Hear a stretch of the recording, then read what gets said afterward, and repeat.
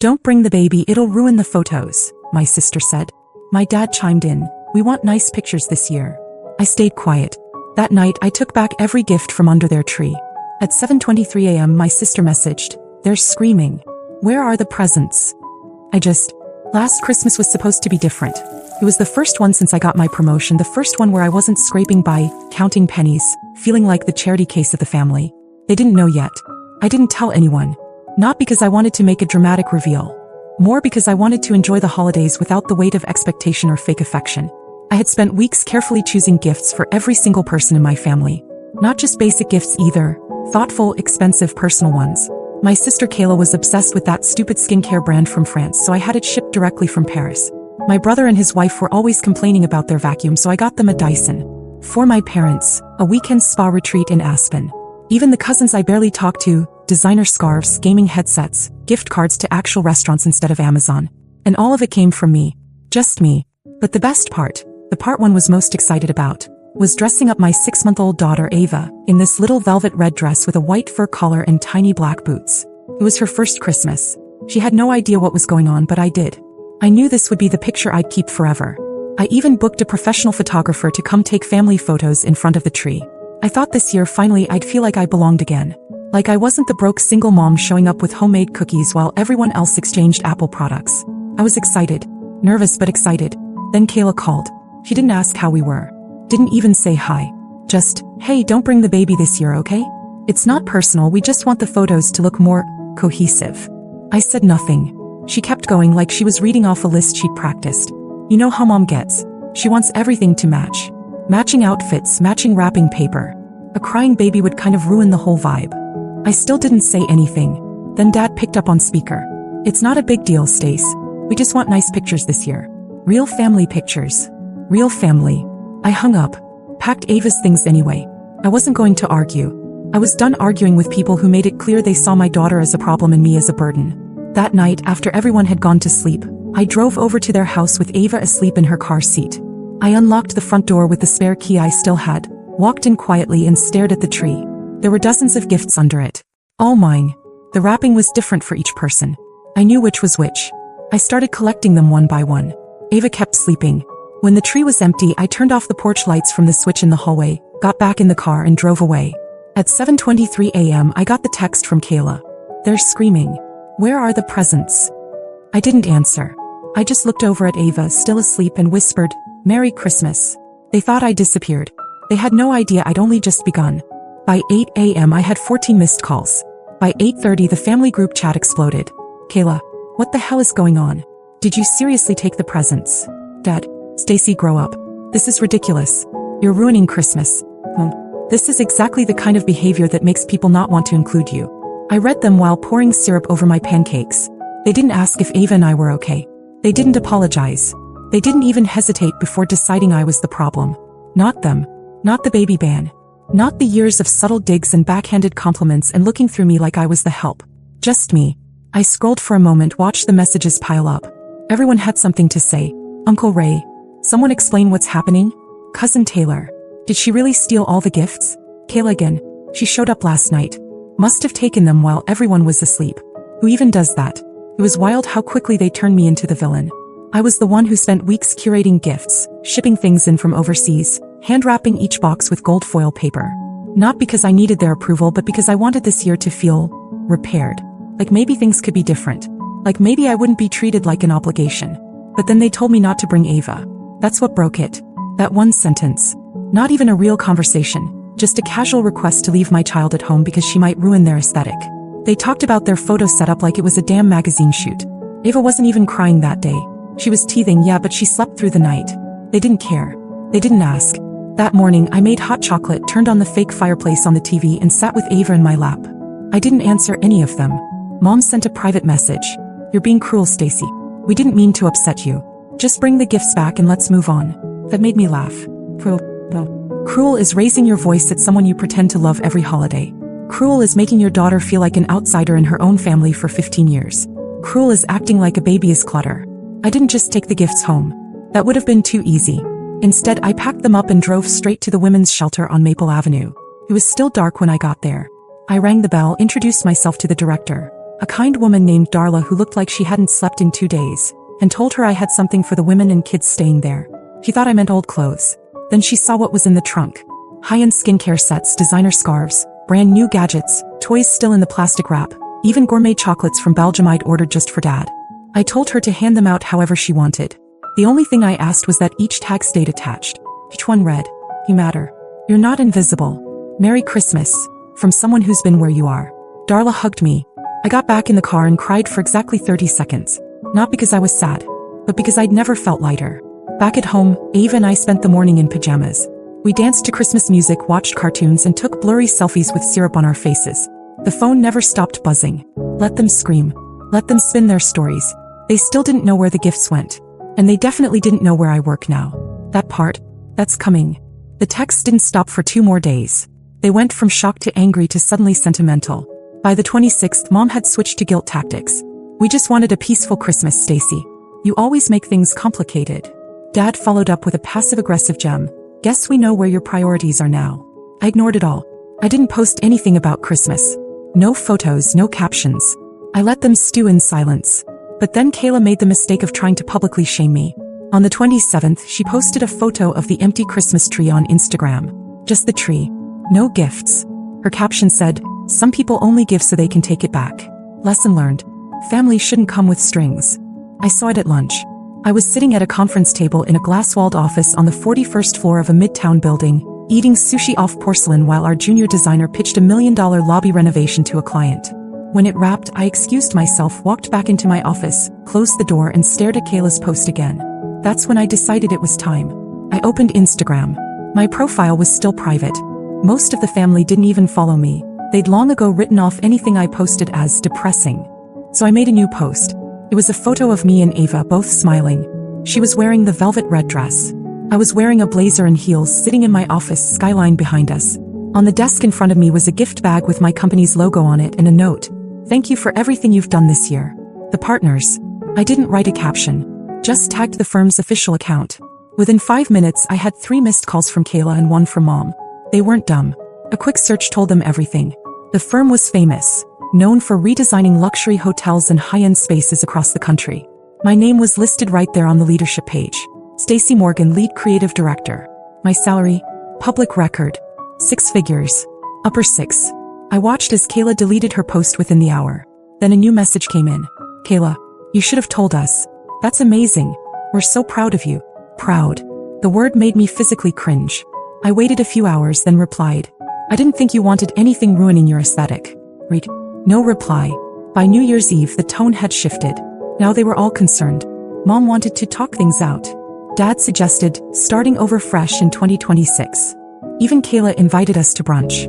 Said Ava should really get to know her cousins. Sure. Now she's family. But none of them had asked what happened to the gifts. Not one. They were still pretending they just disappeared, like I'd stolen joy out of spite instead of giving it to people who'd actually appreciate it. That was fine. Let them play nice. They didn't know I was only getting started.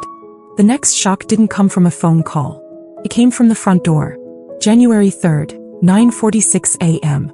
I was feeding Ava oatmeal when someone buzzed my apartment. I wasn't expecting anyone, so I assumed it was a delivery. I was halfway to the door when I glanced at the camera feed on my phone and stopped cold. Kayla, holding a bag. She never visited. Not in the 6 months since Ava was born. Not once. I let the buzzer go. Didn't open the door. She stood there for 5 minutes, texted me twice. I brought something for Ava. Can we talk? And finally left the bag hanging on the doorknob. It was a brand new teddy bear from Bloomingdale's. Still had the price tag. Expensive, soft, probably picked up on the way over to make it seem like she cared. Inside the gift bag was also a card. It said, "Let's not let one misunderstanding ruin everything. We love you. Ava too. Let's talk soon. XO." No apology. No mention of what they said. No acknowledgement of why I'd left. Just misunderstanding. I put the bear in a donation bin. Then came the bigger twist. Later that week, I got an email from HR at my firm. They said someone had called claiming to be a family member trying to verify my employment for a congratulatory article. They said the caller asked for my salary, start date, and home address. That wasn't just nosy. That was calculated. They hadn't just stumbled across my job title. They were digging and calling my job directly. I was furious, but I stayed calm. I emailed HR back and thanked them for flagging it. Told them to direct any future inquiries to my assistant, and that I'd be filing a privacy request immediately. I didn't need to guess who made the call. I knew exactly who would want proof I didn't just get lucky. Later that night, Mom sent a voice message. Not a call. A voice message. Started with, "Hey honey, just wanted to say we're really impressed. Your dad's been telling everyone at the country club about your promotion." I stopped listening after that. I didn't even finish it. What struck me most was how fast the shift happened. 1 minute, I was the burden they didn't want ruining their photo setup. The next, I was the golden child again, now that there was something in it for them. It wasn't about love. It was about status. And the worst part? They started competing for it. A week later, I got a call from a cousin I hadn't spoken to in 4 years, suddenly asking if we wanted to do a family girls trip this summer. I said no. Then Uncle Ray emailed me asking if I'd design his office lobby for exposure. I ignored it. Mom tried again. She said she was planning a family dinner and really wanted Ava to come. She even said she'd bought matching outfits for the grandkids. I texted back one word. Oh. She called twice. I didn't pick up. So she sent a final message. "You'll regret cutting people out like this, Stacy. Family is everything." I didn't answer. But I did book a flight. Ava and I were going to Italy for the spring. I'd been planning it for months, but now I moved it up. Work was letting me do remote design work for our Rome project, and Ava had her first passport. They wanted to play tug of war with my success? Let them try. I wasn't staying in their game. I was leaving the table. Italy was supposed to be a work trip. 3 weeks. Quiet. Focused. It turned into something else entirely. Ava and I arrived in Rome mid-March, jet-lagged but buzzing. Our apartment was a sunlit 2-bedroom on the 5th floor, with a balcony that overlooked terracotta rooftops and an espresso bar downstairs that remembered my order by day 3. I worked in the mornings, took meetings in the afternoons, and spent my evenings with Ava, walking cobblestone streets or sitting by the fountains with gelato in hand. He loved it. She was laughing more than I'd ever seen. What I didn't expect was how easily we both settled in. For the first time in a long time, I wasn't adjusting my pace for anyone else. No fake smiles, no emotional landmines, no constant worry about saying the wrong thing. Then something unexpected happened. A woman named Sophia, the project coordinator on the Rome team, became fast friends with me. We started having dinners after work, and on one of those nights she asked if I'd ever considered relocating. I laughed at first, said Ava's whole life was back home. School, doctors, everything. Then Sophia mentioned something I hadn't considered. The firm had just opened a permanent design hub in Milan. They were scouting for someone to lead it. It wasn't on the website yet. Quiet discussions only. But the partners trusted me. Sophia said, "If you want it, I'll put your name forward tomorrow." That night, I lay awake for hours, staring at the ceiling fan spinning above me, Ava asleep beside me. I kept thinking about how fast everything had changed. About how different I felt, being so far from the people who always made me feel like I had to earn my place at the table. The next morning I said yes. 2 days later, I signed a 2-year relocation contract. And then I did something petty. Just once. I posted a photo. Not of me. Not of Ava. Just the view from our balcony in Rome, cappuccino in frame, captioned. "Sometimes the table you were trying to be invited to doesn't deserve you. So you build your own." Kayla saw it. So did Mom. The next day I got a text from Dad. "Are you moving? We heard something from your aunt. Please tell me it's not true." I didn't answer. Then Kayla called. I let it ring, just watched the name flash on the screen while Ava sat in my lap playing with a toy gondola someone gave her. Later that night I posted one last thing. A short video. Ava in a white dress, clapping along with street musicians outside a cathedral. The caption said, "She'll grow up knowing peace, not performance. We're done pretending." No filter. No location tag. But they got the message. I heard later from a cousin that Mom cried. That Kayla had tried to explain the misunderstanding to anyone who would listen. That Dad was asking around about flights to Italy, but none of it mattered. The game was over. I hadn't just walked away. I'd moved the board. We moved into our apartment in Milan the second week of April. The space was modern, full of light, with a little balcony garden Ava loved to sit in. The office was 10 minutes away, the staff already welcoming, and my assistant spoke 3 languages fluently and somehow always remembered how I liked my coffee.